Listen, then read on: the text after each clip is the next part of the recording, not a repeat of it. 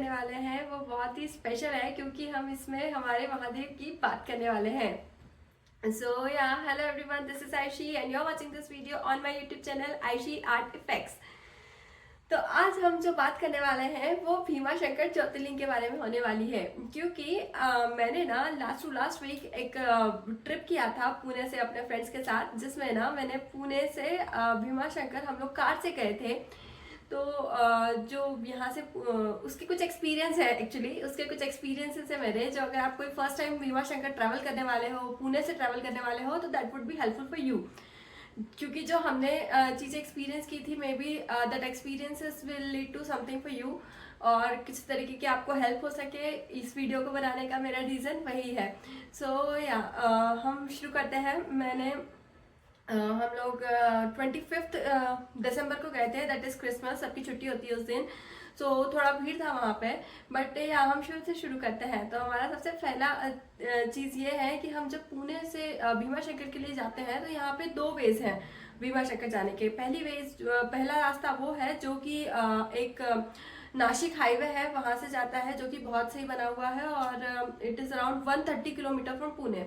Okay, और जो दूसरा रास्ता है वो होता है एक चाकन से, मतलब कि जो हाईवे है उससे कुछ दूर से अंदर गांव से होते हुए जाता है, which is around 100 kilometre. That means कि 30 kilometre lesser than the original road और द रास्ता।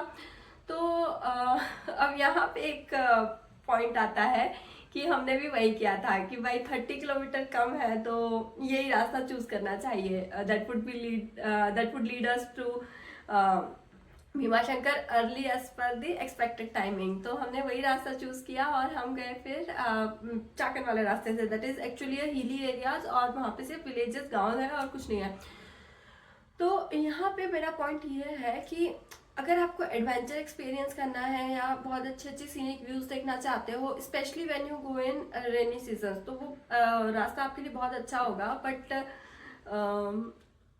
देन ऑल्सो आई सजेस्ट कि आप उसके 30 किलोमीटर्स कम होने के चक्कर में आप उस रास्ते से जाने की बजाय मेन हाईवे से जाइए, because of lots of security reasons and everything.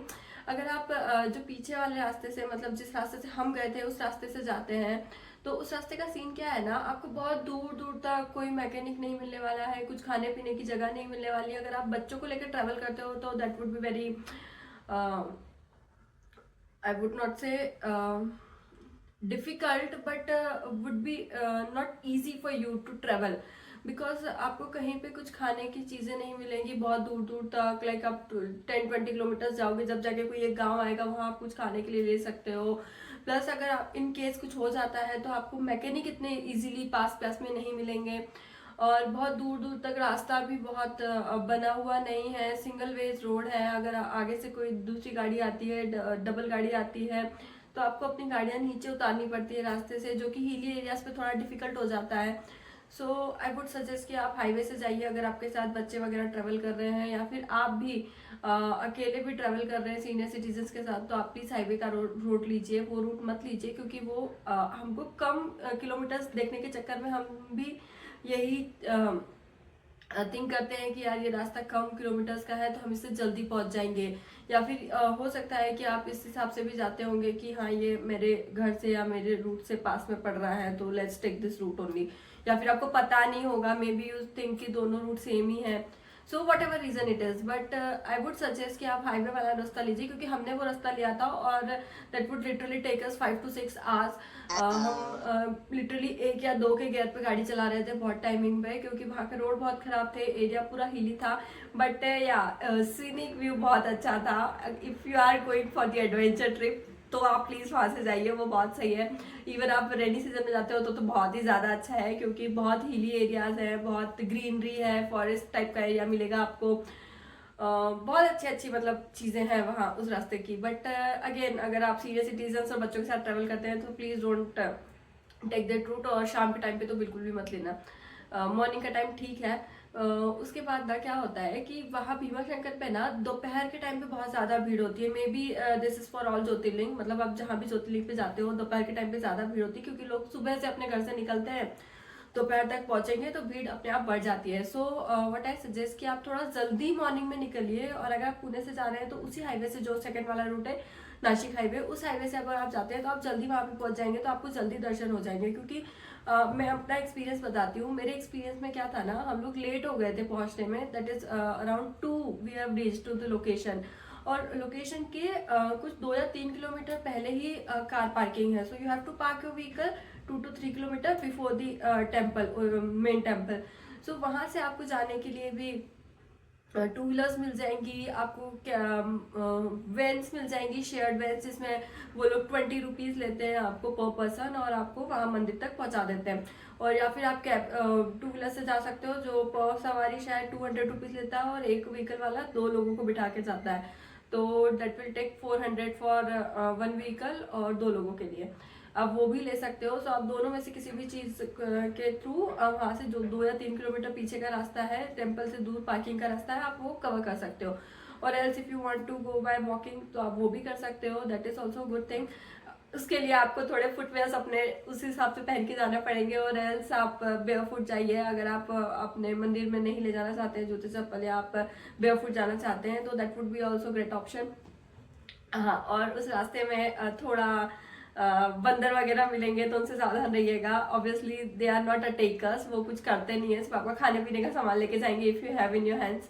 तो आप वो थोड़ा देखो। और वहां पे जाने के बाद ना, that place literally has a very good environment, like आप बहुत ही शांति फील करते हो।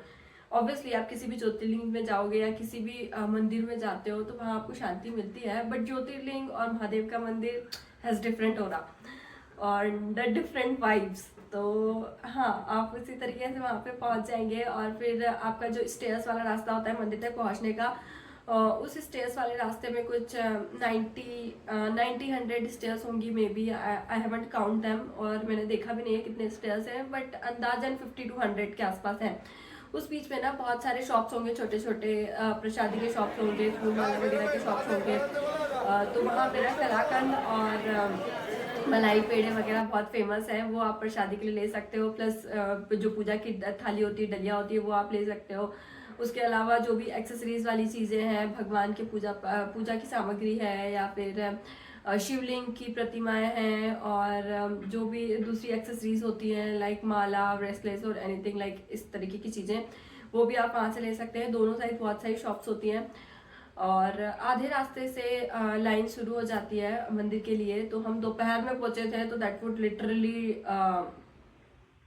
है वो ह्यूज लाइन, जो कि हमें 6 to 7 आवर्स में मंदिर का दर्शन होने को मिलता। जो लोग रिटर्न आ रहे थे, वी आस्क्ड देम कि आप लोग को कितना टाइम लगा और लाइन को खत्म होने में कितना टाइम लग रहा है, तो दे सेड कि it will take you to 6 to 7 hours. तो we have prefer to take the मुख दर्शन। मुख दर्शन मतलब कि आपको ना मंदिर के गर्भगृह में नहीं जाने दिया जाएगा, जहाँ पे शिवलिंग होता है उस जगह पे नहीं जाने दिया जाएगा। आपको दूर से उनका दर्शन हो सकता है, दूर से आप देख सकते हो, मतलब मंदिर के आप एंट्रेंस से उन्हें देख सकते हो। जो मिरर होता है आप उसमें अच्छा सा दर्शन देख सकते हो। और इन केस अगर ज्यादा भीड़ नहीं है, मतलब मंदिर के सामने अगर शिवलिंग के सामने अगर कोई एकदम से नहीं आता है और हट रहा है, तो बीच में से आप उनकी झलक देख पाओगे, या फिर आप मिरर में तो देख ही सकते हो अच्छे से। तो वो मुख दर्शन होता है। That has a different line, जो मेन लाइन से थोड़ी बाहर से जाती है और मंदिर के एंट्रेंस पे होती है, मतलब मंदिर के एंट्रेंस से आप उन्हें देख सकते हो। तो वो मुख दर्शन हमने किया। उसके बाद वहां पे ना वीआईपीज वाला सीन भी है, मतलब आप टिकट लेके भी दर्शन कर सकते हो, but that time has holiday season. 25 दिसंबर जो क्रिसमस पे हम गए थे, वो हॉलीडे सीजन है। उसके बाद न्यू ईयर आ जाता है, तो I don't know why, but 2 days के लिए आई थिंक दे से कि 2 दिन या 3 दिन के लिए something they have close that counter, ticket वाला, वीआईपी एंट्री वाला। और सबको नॉर्मल दर्शन थे, सबको नॉर्मल लाइन में लग के दर्शन करना था। So we have to return to Pune back by evening और बाय नाइट। सो हमने तो हमारा मुख दर्शन लेके किया, बट या अगर आप लिटरली बहुत दूर से ट्रैवल कर रहे हो और सिर्फ ज्योतिर्लिंग के लिए ही आते हो, तो यू शुड रीच अर्ली, या फिर आप उस टाइप से प्लान करके चलिए कि आपका अगर लेट पहुंचना है तो आप वो 7-8 घंटे का विंडो लेके चलिए कि आपको लेट होगा, and then you will be back in night और you have to travel in the night. So yeah ऐसा आप चीजें कर सकते हो। उसके बाद मंदिर से बाहर भी बहुत सारे मंदिर थे, जिसमें माता जी का मंदिर था, उसमें माता की बहुत सारे रूप जो होते हैं उनका मंदिर था एक, जिसमें सारे रूप के नौ रूप जो होते हैं माता के, उस टाइप का पूरा मंदिर बना हुआ था। अलग अलग रूप के हिसाब से मूर्तियां थी उसमें, वो मैं आपको अटैच कर दूंगी। I have taken that video, I will attach that video in this screen only, तो आप वो भी देख सकते हैं। उसके बाद साइड में एक राधा कृष्ण का मंदिर था, राम भगवान का मंदिर था, वो बहुत सुंदर था, लाइक बहुत ज़्यादा सुंदर था राम भगवान का मंदिर। I literally like that. तो वो मैंने मंदिर विजिट किया, उसकी भी मैं फोटो यहाँ पे अटैच कर दूंगी, तो आप देख सकते हो। तो या मंदिर के बाहर ये 2-3 चीज़ें आप कर सकते हो। उसके बाद आप जो फोटोज़ वगैरह लेते हो वो तो ऑब्वियसली आप लोगे ही। और रिटर्न में हमने तो प्रसाद ले लिया था, क्योंकि हम अंदर नहीं जा पाए प्रसाद चढ़ाने, तो हमने लिया ही नहीं था प्रसाद चढ़ाने के लिए। बट या वहाँ पे पेटी, दान पेटी होती है ऑब्वियसली मुख दर्शन के लिए भी, तो आप वहाँ पे दान कर सकते हो इफ़ यू वांट टू। और उसके अलावा आप फिर वहाँ से रिटर्न के टाइम पे हमने प्रसादी ले ली थी, ये सोच के कि भगवान की जगह है, ज्योतिर्लिंग की जगह है, what ever it is, but उसमें भगवान का वाइब तो होता ही है। तो हमने वहाँ से रिटर्न के टाइम पे प्रसाद ले लिया था कलाकंद का। सो या और फिर हम रिटर्न के टाइम पे लिटरली वी वर कंफ्यूज्ड कि कौन सा रास्ता है, कौन सा रास्ता है। अगर गूगल चालू कर दिया तो फिर से वो वही रास्ता ना दिखा दे, तो that's why we just have asked to the people living beside the roads main area कौन सा है। तो one uncle literally have said us कि ये जो सफेद पट्टी है ना हाईवे की, वो मत छोड़ना, बस उसके साथ साथ चलते जाओ, you will reach the highway और द पुणे। तो हम वही करते रहे।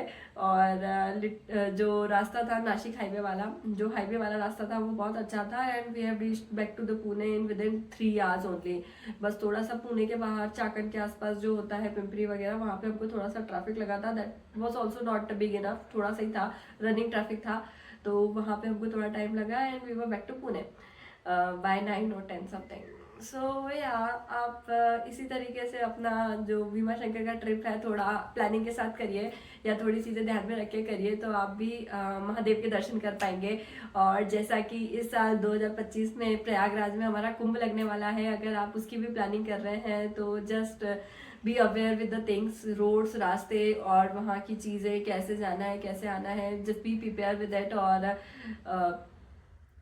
लोगों के एक्सपीरियंस देख लीजिए, क्योंकि experience says a lot instead of just research. अगर आप रिसर्च करते हैं तो you will get a lot of thing obviously on Google, but अगर आप लोगों के एक्सपीरियंसेस देखेंगे तो you will understand the things on ground. मतलब जो ग्राउंड पे चीज़ें होने वाली है आपको वो समझेंगे कि रियलिटी में कैसे और क्या हो रहा है।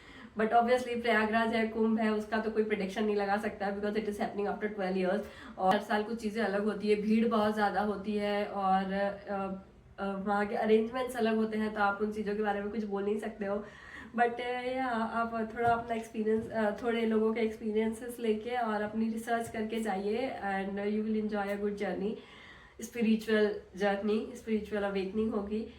में और उसके अलावा ना, ये मेरा 4th ज्योतिर्लिंग था। एज अ सेड, मैंने महाकाल किया है, ओमकारेश्वर किया है, उसके बाद इसी year even in December only I have completed Bhima Shankar and Krishneshwar Mahadev. या कृष्णेश्वर महादेव, कृष्णेश्वर महादेव का भी बहुत मतलब वहाँ का वाइब ना थोड़ा शांत वाइब था।